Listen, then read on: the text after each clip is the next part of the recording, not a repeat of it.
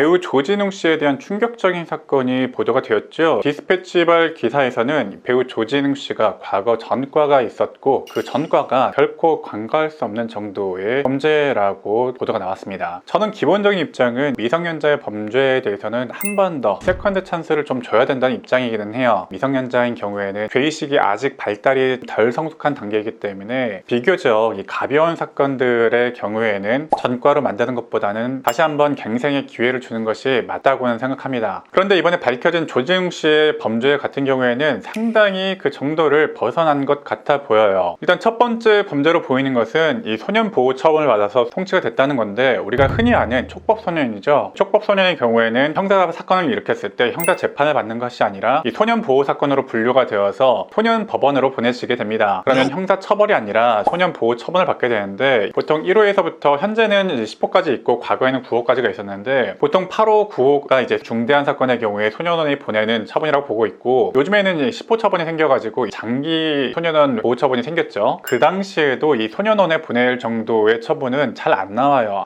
고교 시절에 이 소년 보호 처분을 받아서 소년원에 가게 되었다라는 것은 상당히 중대한 범죄를 저질렀을 것으로 추정이 좀 되고요. 이 당시 범죄는 조진웅 씨가 이 패거리를 이루어서, 그러면 특수가 붙죠. 정차된 차량을 주로 노려서 절도를 했고 작물까지 손을 대었다는 겁니다. 기본적으로 이제 특수 절도가 될 것 같고요. 이제 작물죄가 추가가 되겠죠. 거기다가 이 작물인 이 자동차를 운전해서 무면허로 다녔던 정황까지 좀 밝혀지고 있는 것 같아요. 그 피해자가 최소한 3대 이상의 자동차를 절도한 후에 이제 버렸다라고 하고 있기 때문에 죄질이 결코 가볍지가 않죠. 그래서 소년원까지 가게 되는 처분을 받았던 것 같아요. 소년원 처분 이후에 다시 한 번 더 범죄에 손을 대게 됐던 것 같은데, 이때 범죄는 말씀 좀 드린 범죄보다 최소한 한 등급, 2등급 이상은 더 높은 중대한 범죄라고 봐야 돼요. 특가법상 강도 강간인 건데, 이 강도 강간이라는 거는요, 강도의 기회에 성범죄, 강간까지 저질렀을 경우에 성립하는 범죄예요. 현재 법상으로도 상당히 좀 중대한 범죄라고 볼 수가 있어요. 이 강도 강간이라는 죄는요, 진짜 그 무시무시하게 중한 죄라고 봐야 돼요. 10년 이상의 죄로 무기징역도 가능하기 때문에 일반적으로 상상할 수 있는 죄가 아니죠. 이때는 소년보호처분이 아니라 일단 형사재판에 보내졌고, 이 형사재판에서 그나마 참작이 되어서 소년원으로 갔던 것 같아요. 앞서 있었던 죄와는 또 급이 다르고 좀 질이 다르죠. 일단 이 범죄 자체도 너무 충격적이긴 한데, 이때까지는 그래도 이제 미성년인 상태에서 저질렀던 범죄들인데, 2003년 한 20년 전인데, 이때는 성년이 되어서 또다시 이제 폭행 사건에 휘말리게 되고요. 폭행으로 이제 벌금형 처분을 받게 되었죠. 그 이후에는 음주운전 전과까지 생겼던 것으로 취재가 되어 있습니다. 이게 사실 제가 상당히 좀 좋아하던 배우의 일이어서